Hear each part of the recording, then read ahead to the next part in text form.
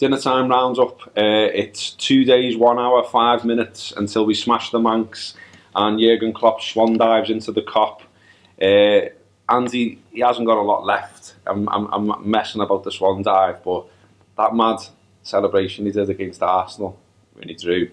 If we do smash the Manx, which I'm praying we do, hoping we do, thinking we will, what's he going to do? He's got to jump in the Kop or something, hasn't he? Come for a pint, go to town. Bright red ballies, legging on the pitch, swan dive in the Kop, carry it to the back and then back down again. Only 30 seconds into the game. He's got to do something like that, you know. Jürgen, can you imagine that? Make it happen, mate. I mean, you know, you've set yourself up. This is the bar you've set for yourself, mate. You've done that after a draw. If we beat the Manx, we're all going to be made up. We need to see you're made up. You know, you've done the thing in front of the Kop against West Brom. You got mad against Arsenal. So when we win, you know, on a see it in the Kop. On a serious note, on a serious note on that one, the crowd needs to be up for it. More than ever. More than ever. I am now. Yeah. I'm up for it now. Can we go now? Can I go and stand there now with a pint? Ready to go? Honestly, mate, I can feel it. Belly's going and everything. All right, let's talk about Jürgen's press conference today then. Some odd things, some good things, some mad quotes. Kicked off with this really weird stat, which I retweeted myself from our Twitter account this morning, because when I first saw it, I thought, oh, that's mad, isn't it? Because basically it's Jürgen Klopp's 100th day in charge of the club today. So I thought, okay. And then what Sky have done is compared like him to other 100 days of other managers, blah, blah, blah, blah, blah. And they come out with these stats saying Jürgen's got a 48% win rate, Benitez has got a 50% rate, blah, blah, blah, blah, blah. But then when you actually look at it, it's absolute nonsense. It's, you know, Jürgen's had 21 games in this time. Benitez only played 8 in his first, or managed 8 in his first 100 days at the club. You know, with him joining the club in June and that. And Jürgen, you know, joined mid-season at the busiest time, and he's played 21. So it's just a nothing comparison. It's weird. No pre-season either. Yeah, it's just a weird thing. It's a weird generated thing. And they asked him about it, and he did that thing where he just frowned at them, going, "What?" And then he answered it anyway. But it was just weird. He said, you know, we could have done better, we could have done worse. There've been some special moments, some average moments, and some not so bad, which is a fair summing up, isn't it? Do you think that's his version of palming someone off? Yeah. Kind of like a far less subtle Dalglish. Do us a favour, lad. It basically was that, yeah. It was like, you know, where Dalglish was full out snarl and just like, what? Jürgen does the snarl and then goes, well, I've got to say something, and says something. Then smiles. Yeah, and then does the mad laugh, which is boss.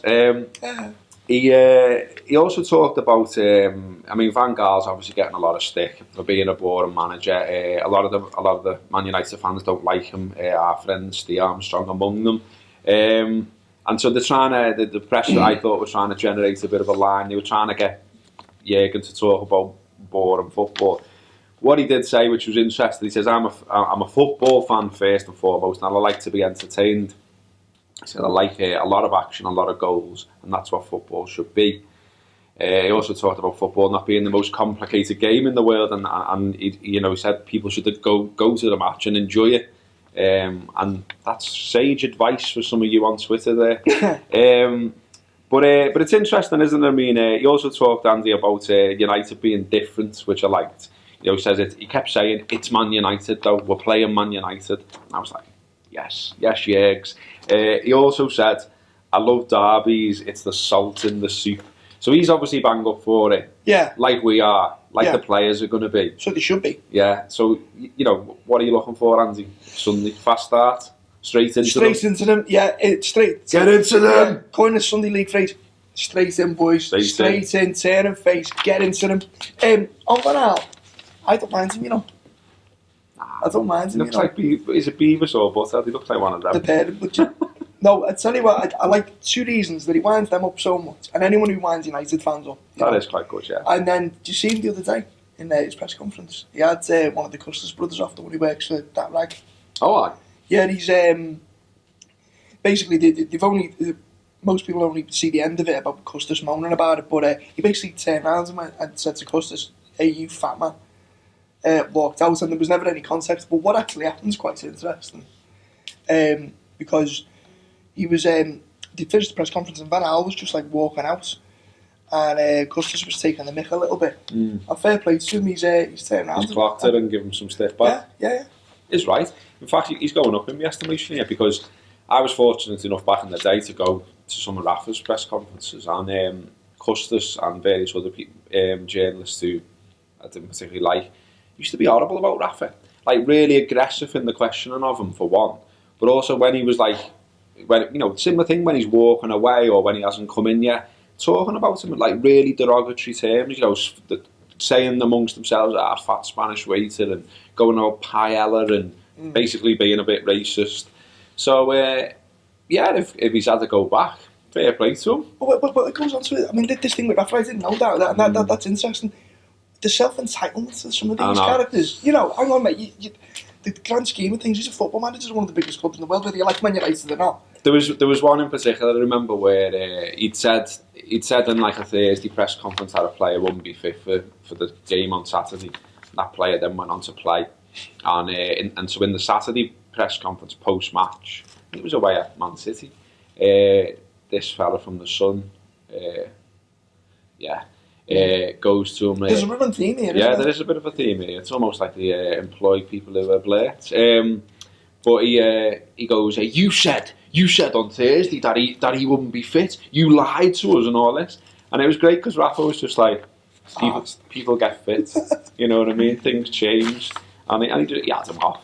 So Custis, fat man, see you later. But yeah, back to what he was talking about today.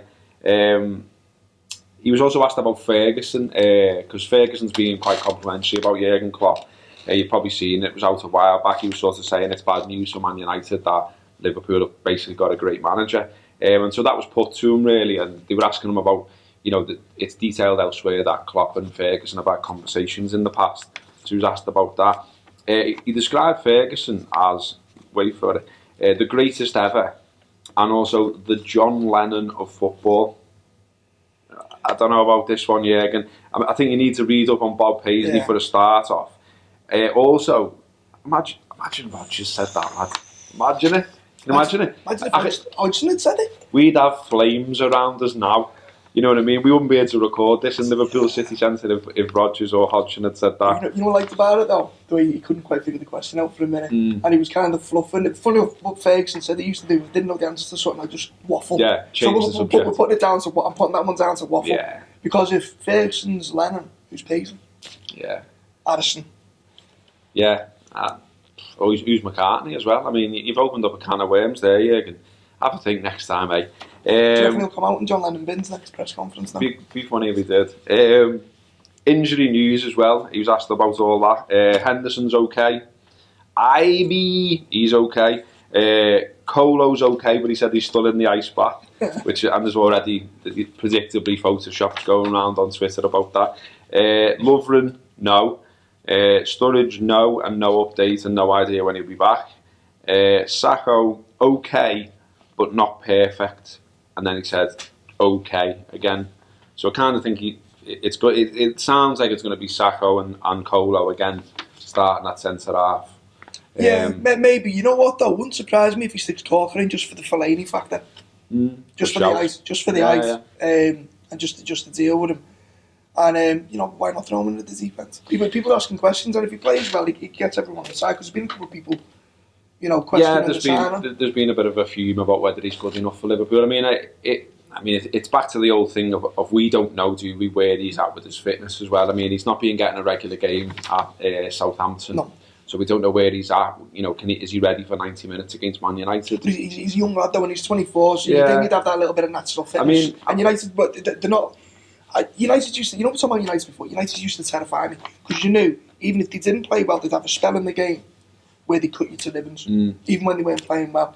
And touch wood, I haven't seen them play like that for a while. No. I mean, even Rooney now, and I think they start slow, the cautious. Rooney drops off. He's not the player who can burst. He's still a great player. I'm not knocking him.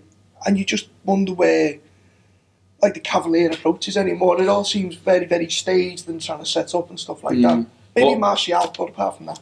But does that not concern you slightly though? Because that's kind of what Liverpool have been struggling against. I mean, if it was 90 miles an hour and they did try and come at us, I'd fancy us. I mean, I fancy us anyway, to be honest. I'm bang up for this, like I said. I think Klopp's going to be as well. I think the players are going to be. But I'm slightly, I don't know. But don't forget, they know this is a derby as well. So maybe they're slow, and then naturally the instinct to kick in, especially with Rooney, to kick in and try and force the issue, might play into our hands. And if they're not used to playing the fast football and they try it, maybe we can catch them cold. I'm optimistic about the game for the change. So we don't know. I mean, look at Newcastle. Look what happened when they tried to attack Newcastle the other day, and they conceded 3. Yeah. I mean, if Newcastle can score 3, we can score 6. Let's do it, the Reds. Sunday, that'll do ya. We'll see you Monday.